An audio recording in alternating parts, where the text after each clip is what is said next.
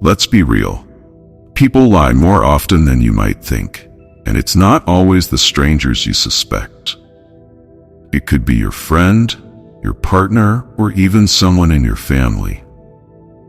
We like to believe we're good at spotting lies, but the truth is we often ignore the red flags because we want to trust the people close to us. I've been there. I used to think I was a great judge of character until I discovered that someone I trusted had been lying to my face for months. The issue was not that I didn't see the signs, it was that I chose to overlook them. They were right in front of me, those subtle shifts in behavior, the exaggerated explanations, the sudden defensiveness. But I convinced myself it was nothing. Here's the truth. People lie all the time, and the sooner you accept that, the quicker you can start seeing through the facade. So if you're ready to strip away the illusions and face reality, here are some undeniable signs you're being lied to. Brace yourself, because it might hit closer to home than you think. Number 1, body turned away from you. Ever notice when someone's body is angled away from you, even if they're talking directly to you? It's as if their words say, "I'm engaged," but their body screams, "I'd rather be anywhere else right now." This subtle, almost sneaky signal is something people often overlook, but it speaks volumes. Let me share a real example. I once had a friend who, during deeper conversations, would subtly shift his body away. At first, I thought it was just how he sat or that he was uncomfortable, but the more it happened, the clearer it became. Whenever we discussed something personal or uncomfortable, his body would start turning away, as if trying to physically escape the conversation. I didn't need a psychology degree to sense that something was off. Eventually, I found out he had been lying about a few things, nothing major, but enough to break some trust. His body knew it before his words ever let it slip. Here's where the controversy lies. Many people dismiss body language as unimportant or overthinking, but they're mistaken. Your body doesn't lie the way your words can. When someone turns their body away from you, even slightly, it's like their subconscious is trying to distance themselves from the truth. Most of us ignore these signs because we don't want to deal with what they might mean. We convince ourselves it's just a habit or no big deal. But let's be honest, if someone is physically distancing themselves from you, it's a red flag. It may not always indicate a massive lie, but it's definitely a sign that something is off.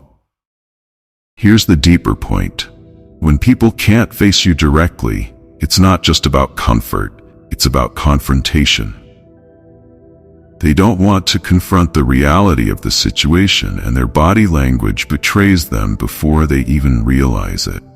I used to ignore these signs, thinking maybe I was reading into things too much. But after seeing it repeatedly, I learned that when someone physically turns away from you mid-conversation, they're not just restless.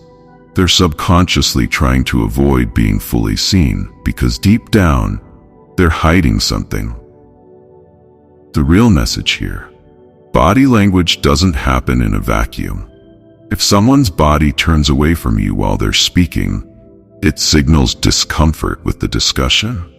They might be trying to shield themselves, not from you, but from the truth they don't want to reveal. It's like they think if they turn away, they can escape your ability to see through them. Here's what I've learned. Don't ignore these signs. It might feel awkward to notice and even more awkward to address, but body language is one of the most honest forms of communication. When someone turns away from you, they're creating distance, emotionally, mentally, and physically. If you don't address it, that distance will only grow. So, the next time you notice someone subtly angling away in a conversation, take it as a cue.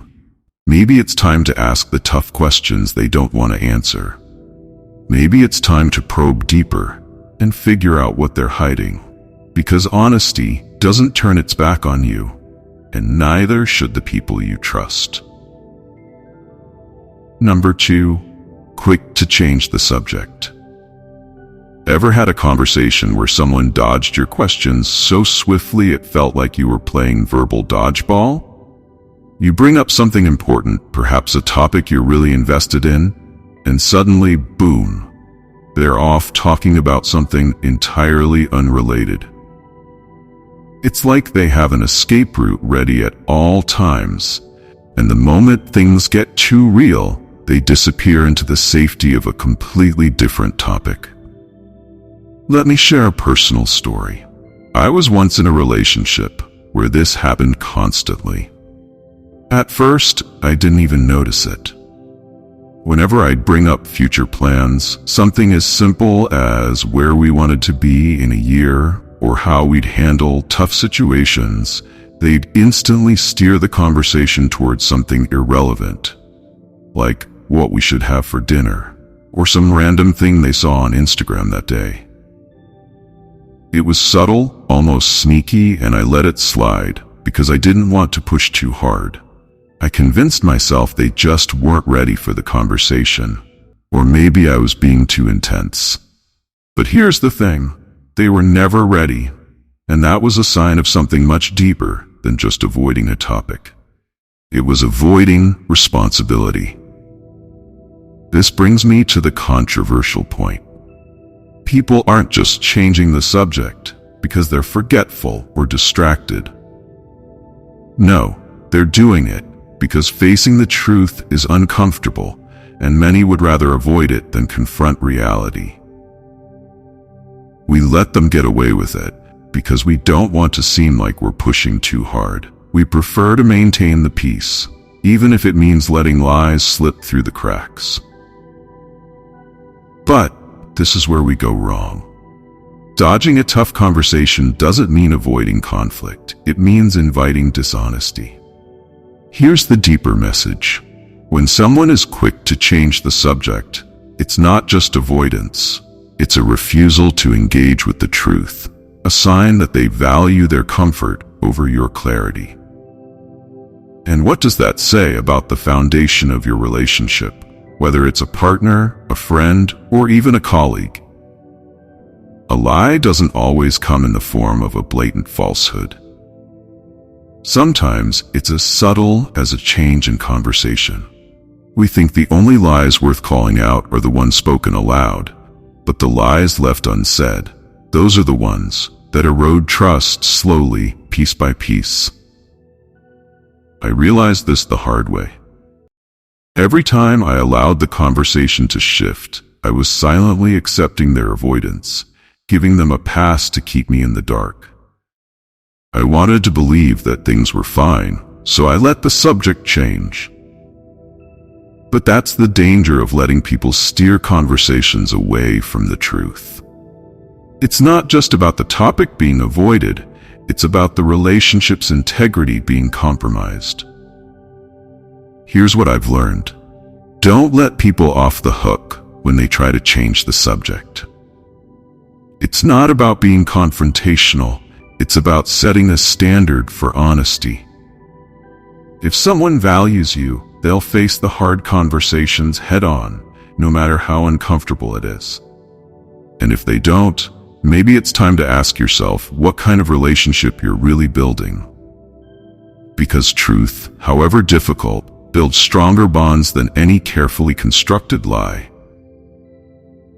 Number 3, listen to understand, not to respond. Listening is one of the most underrated skills in the art of charm, yet it forms the very foundation of making people feel truly valued. The problem is, most of us don't genuinely listen.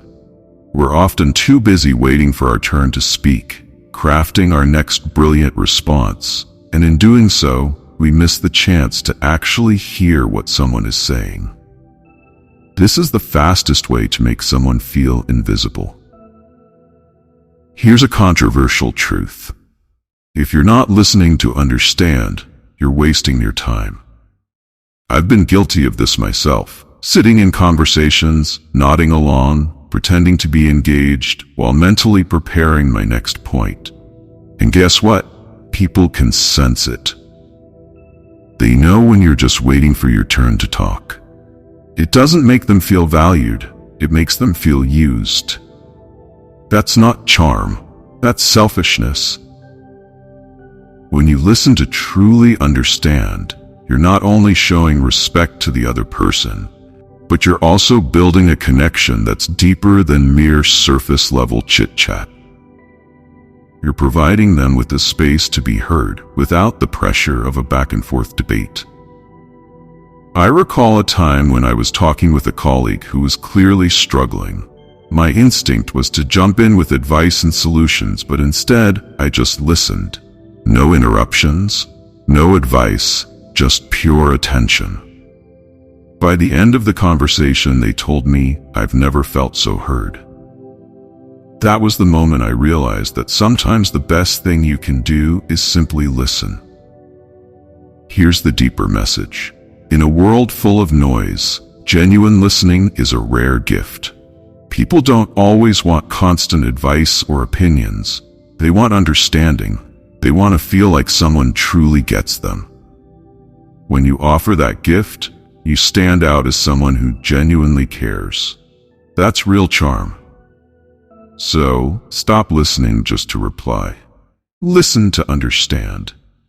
That's how you make people feel truly seen and valued, and that's where the real magic of connection happens.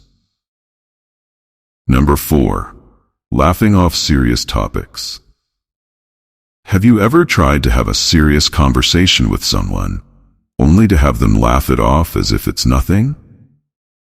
You're there trying to address something meaningful, maybe a personal issue or something that's been bothering you, and they respond with an awkward chuckle, brushing it off and moving on. It's like they're using humor as a shield to dodge the truth. At first, it might seem innocent, even charming, but when someone laughs off serious topics, it's often a sign they're hiding something. Here's a personal story.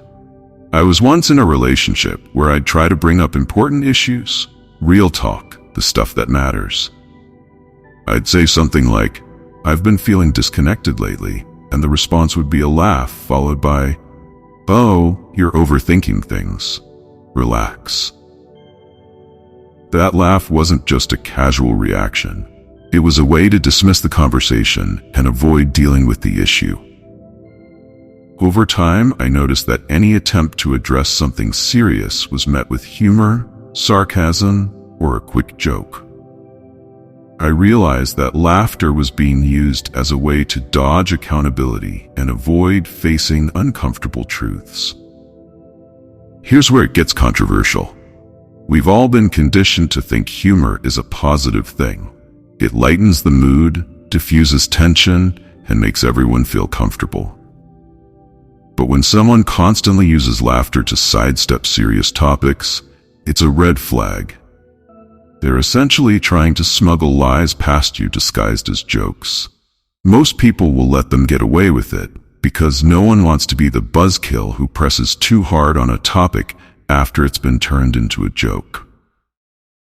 People laugh off serious issues because they don't want to deal with the weight of the conversation. It's an escape route, plain and simple. They want to keep things light and breezy so you don't dig deeper. Here's the truth. Real conversations, the ones that matter, aren't always easy or lighthearted. They're supposed to challenge you, make you think, and push you toward honesty. If someone can't handle that, you have to ask yourself what they're really hiding behind those laughs. The deeper message here: when people laugh off serious topics, they're signaling that they're either not ready or worse, not willing to have an honest conversation. It's like they're putting up a shiny, jokey facade over something they know they can't explain. Maybe it's fear of being vulnerable, or perhaps they know that if they actually talk about it, they'll expose the truth they've been trying to bury. I've seen this pattern repeatedly. People use humor to deflect and make you feel like you're the one taking things too seriously. But there's nothing wrong with taking things seriously, especially when it comes to important matters. If someone laughs it off, don't be afraid to call them out. A simple question like, "Why is this funny to you?" can expose the underlying discomfort they're trying to hide. The real issue with laughing off serious topics is that it shuts down the conversation before it can even start. It's like putting up a giant no entry sign on the road to real communication. If you don't address it, those critical conversations you need to have about relationships, trust, and accountability never happen. Everything stays on the surface and nothing gets resolved. The deeper takeaway: honesty isn't always fun or lighthearted, and it shouldn't be laughed away. If someone can't take serious things seriously, it's not just about dodging one conversation. It's about avoiding real connection and truth. If they can't face tough topics with you, how much trust can you really put in them? So the next time someone laughs off a serious conversation, don't let it slide. Ask the hard questions and press on the uncomfortable truth. Laughter may lighten the moment, but it doesn't erase the weight of what's really going on underneath. If they're not willing to drop the act, you've got your answer. They're not being honest with you. 5. Defensive without cause. Ever ask someone a simple, harmless question and have them respond as if you've accused them of a crime? It's like, "Hey, did you grab the last slice of pizza?" And suddenly they launch into a long-winded explanation about how they would never do something like that, and how dare you even suggest such a thing. It's an overreaction that seems disproportionate to the question asked.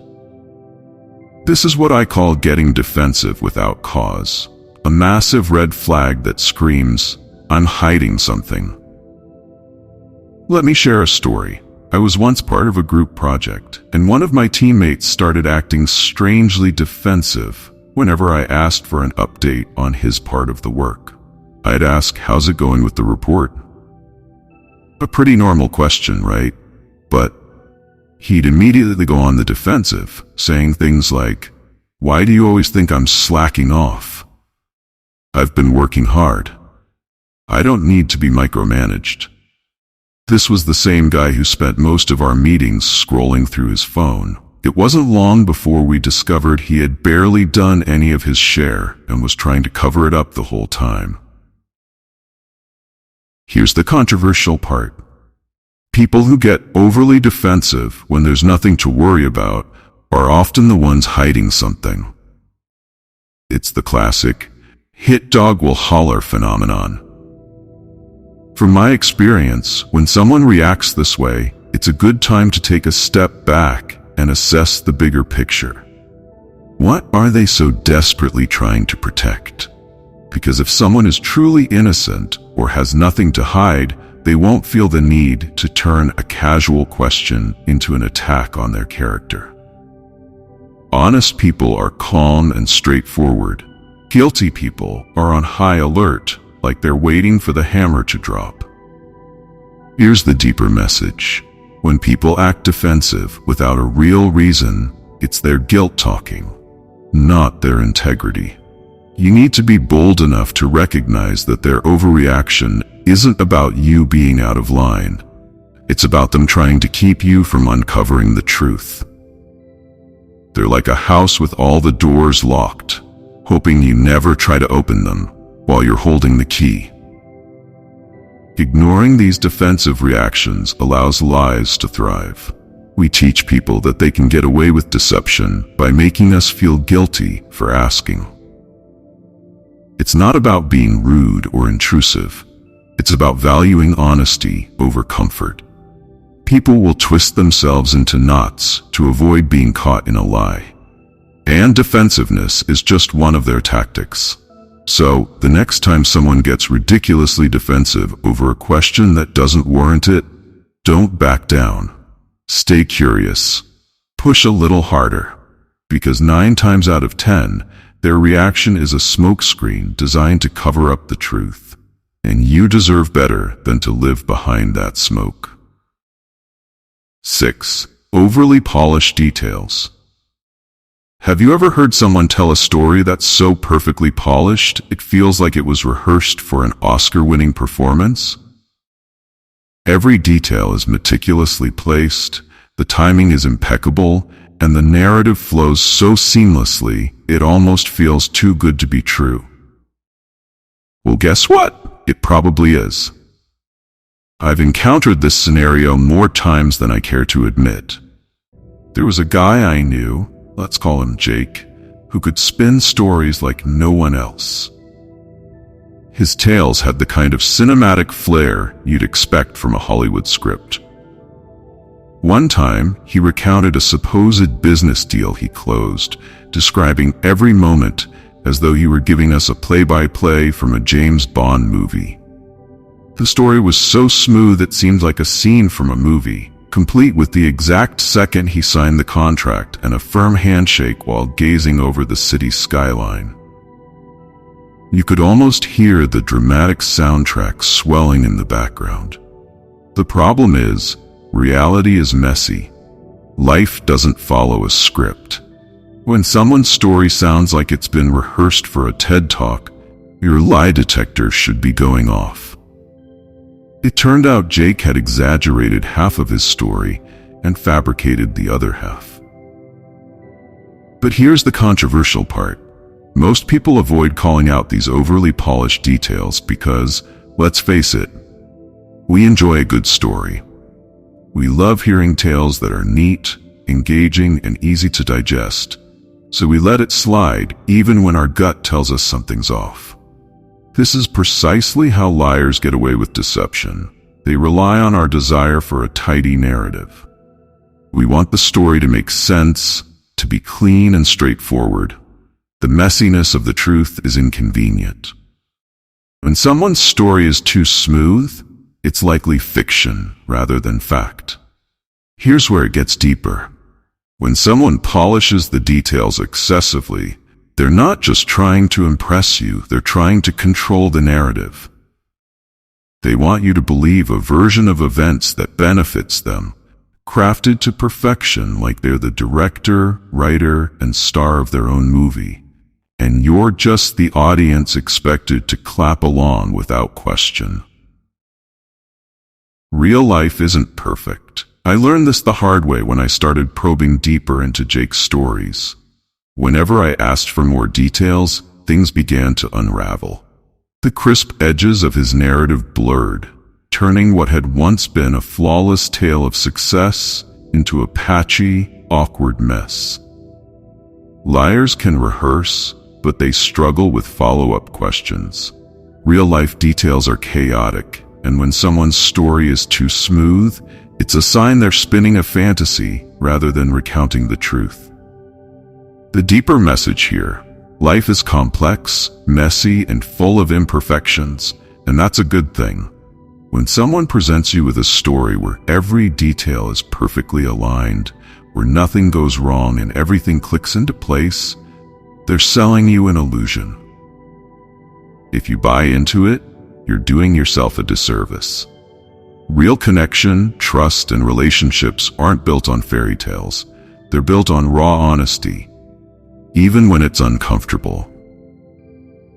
So, the next time you hear a story that's too polished, don't just sit back and enjoy the show. Ask questions. Dig deeper. Real truth is messy, and if someone isn't willing to show you the imperfections, they're not showing you the truth at all. Remember, life doesn't need to be perfect to be honest, and anyone who pretends otherwise is probably hiding something they don't want you to see. Number 7. Vagueness when pressed for specifics.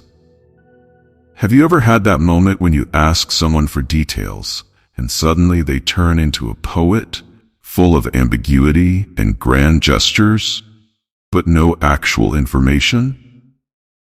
You press them for specifics, dates, names, facts, and they respond with a bunch of fluff, circling around the point like they're dancing in a fog. It's one of the most frustrating things, but it's also a massive red flag. If someone can't give you straight answers when pressed, they're probably hiding something. Let me give you an example from my own life. I once had a coworker who would always talk about these big deals they were closing. But whenever anyone asked for more details, like what companies they were working with or how far along the negotiations were, it became an art form in evasion. They'd say things like, "Oh, we're just in the early stages. Some really exciting conversations happening. Can't say too much right now, but it's huge." Weeks would pass, and we'd ask again, and it was the same song and dance. Eventually, we found out there was no deal at all. He'd made up half the conversations. He was bluffing, hoping nobody would dig too deep. Here's the controversial part. When someone gets vague when you ask for specifics, it's not just about being secretive. It's about lying. Vagueness is the liar's best friend because it allows them to escape accountability. It's like trying to catch smoke with your bare hands. You think you're getting somewhere, but they keep slipping away with half answers and complicated responses. They're betting on you being too polite or too distracted to push them harder. Here's the thing. People who are being honest don't need to hide behind vagueness. They can give you clear answers because they have nothing to protect. If you ask them for details, they'll give you the information straight up. No dance, no smoke, no mirrors. But a liar thrives in the gray areas. They know that the more vague they can be, the harder it is for you to pin them down. It's classic avoidance behavior, and most people fall for it because we've been trained not to push too hard. We don't want to come off as rude or needy for answers. Let's be real for a second. We've all been vague ourselves at times. Maybe we weren't prepared, felt cornered, or didn't want to admit we didn't know something. But there's a difference. Someone who's honest will own up to that. "I'm not sure right now," or "I need to check on that," is a whole lot different than giving you a bunch of fluff just to seem in control. Here's the problem. When people deliberately use vagueness to avoid being caught, they're undermining the foundation of trust in your relationship, whether personal or professional. They're relying on your good nature to not push too hard, banking on the idea that you'll let it slide, because pressing for specifics feels awkward. The deeper message here: integrity and trust are built on clarity. When someone won't give you straight answers, they're afraid of what the details will reveal. It's like they're building a wall of vagueness to keep you from seeing the truth. If they can't tear down that wall for you, you have to ask yourself why they're building it in the first place. So the next time someone gives you a vague answer when you're pressing for specifics, don't back down. You deserve clarity, and anyone who respects you enough will be willing to give it to you. Vagueness might seem like a small issue, but it's a big sign of deeper problems that can erode trust faster than any lie ever could. Lies don't always come wrapped in obvious deceit. Sometimes it's the little things, the vague answers, the polished stories, the awkward laughs that give it all away. Pay attention to these subtle signs and you'll see the truth people try to hide in plain sight. Don't be afraid to ask the hard questions, and don't settle for half-truths. At the end of the day, you deserve honesty, and those who can't provide it are the ones you need to let go of. Stay sharp and stay true.